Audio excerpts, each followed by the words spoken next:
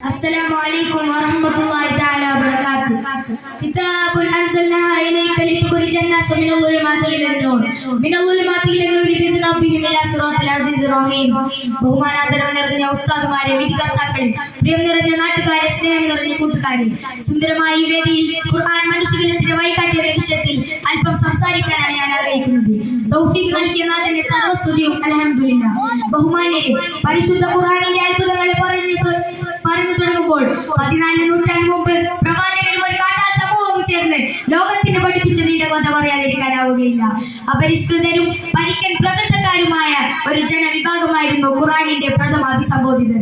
ചെറിയ കാലയളവ് കൊണ്ട് തന്നെ ആ ജനതയെ മാന്യവ മൂല്യങ്ങളുടെ തിളങ്ങുന്ന മാതൃകയാക്കുകയും പിന്നീട് അവരിലൂടെ ലോക ജനതയ്ക്ക് നന്മയുടെ കൈത്തിരി തെളിയിച്ചു കൊടുക്കുകയും ചെയ്യുന്ന അത്ഭുതമായിരുന്നു ലോകം കണ്ടത്.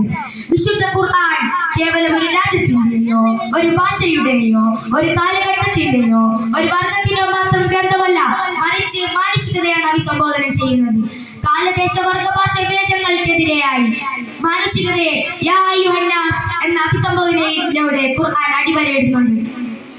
ധാർമ്മിക മൂല്യങ്ങൾക്ക് വില കൽപ്പിക്കാത്ത, എല്ലാ നിലയിലും അരാജകത്വത്തിൽ ജീവിച്ച് സ്വന്തം രക്തത്തിൽ നിന്ന് പിറന്നു വീണ കുഞ്ഞുപെണ്ണായാൽ അഭിമാനഭാരം നിമിത്തം കുഴിച്ചുമൂടി അഭിമാനത്തോടെ വിളിച്ചു പറഞ്ഞിരുന്ന ജനത, തന്റെ അയൽവാസിയുടെ വീട്ടിലേക്ക് തന്റെ ഒട്ടകം കടന്നാൽ അതിന്റെ പേരിൽ വർഷങ്ങളോളം യുദ്ധം ചെയ്യുന്നത് യുദ്ധകൊതിയന്മാരായ ജനത, താൻ മരിച്ചു കഴിഞ്ഞാൽ തന്റെ കുഴിമാടത്തിന്മീതെ കുഴിച്ചു വെക്കുന്ന മുന്തിരിവള്ളിയുടെ വേരുകൾ നുരപ്പിക്കൊണ്ടിരിക്കുന്ന തന്റെ അസ്ഥിപഞ്ജരങ്ങൾക്ക് മദ്യത്തിന്റെ ലഹരി പകരുമെന്ന് പറഞ്ഞിരുന്ന ജനത, സാമൂഹികമായും രാഷ്ട്രീയമായും സാമ്പത്തികമായും നന്മകളില്ലാത്ത ജനത, ജീവിതത്തിൽ അടിപിടിയും കള്ളുപിടിയും പെണ്ണുപിടിയും മാത്രം ലക്ഷ്യമാക്കുകയും അതിനുവേണ്ടി എന്ത് അനീതിയും എന്ത് അക്രമവും എന്ത് അസഭ്യവും വിളിച്ചു പറയാൻ തൃപ്തരായ സമൂഹത്തെ ഹ്രസ്വകാലം കൊണ്ട്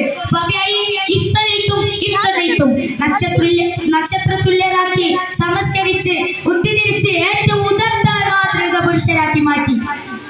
ജീവിതത്തെ രൂപപ്പെടുത്താനും വ്യക്തി ശുചീകരണത്തിന് ഖുർആനിന്റെ അധ്യാപനങ്ങൾ ഇന്നും മാതൃകയാണ്.